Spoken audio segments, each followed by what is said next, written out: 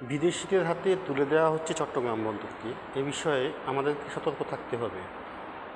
মনে রাখতে হবে, বাংলার মাটি দুর্জয় ঘাঁটি। আমাদের প্রতি ইঞ্চি মাটি ৩০ লাখ শহীদের রক্ত দিয়ে কেনা। আমাদের একটি ধূলিকণাও আমরা কাউকে দেব না, দিতে পারি না।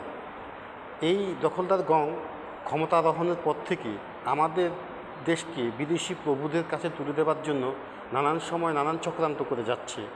বিশেষ করে সেন্ট মার্টিনস দ্বীপকেন্দ্রিক যে রাজনীতি বিগত ৫০ বছর ধরে চলে আসছে, সেই রাজনীতির পরিসমাপ্তি ঘটানোর লক্ষ্যে দখলদার ইউনুস গং প্রথমত আমাদের চট্টগ্রাম বন্দরকে বিদেশিদের হাতে ইজারা দিয়ে সম্ভবত সেই সেন্ট মার্টিনস রাজনীতির পরিসমাপ্তি ঘটাতে যাচ্ছে।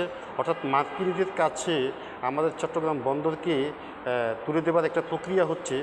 আমাদের সেন্ট মার্টিনসকে মার্কিনদের হাতে তুলে দেওয়ার একটা প্রক্রিয়া হচ্ছে। প্রক্রিয়ার প্রথম ধাপটি হচ্ছে চট্টগ্রাম বন্দর বিদেশিদের কাছে ইজারা দেওয়া। কাজেই এ বিষয়ে আমাদেরকে সতর্ক হতে হবে। মনে রাখতে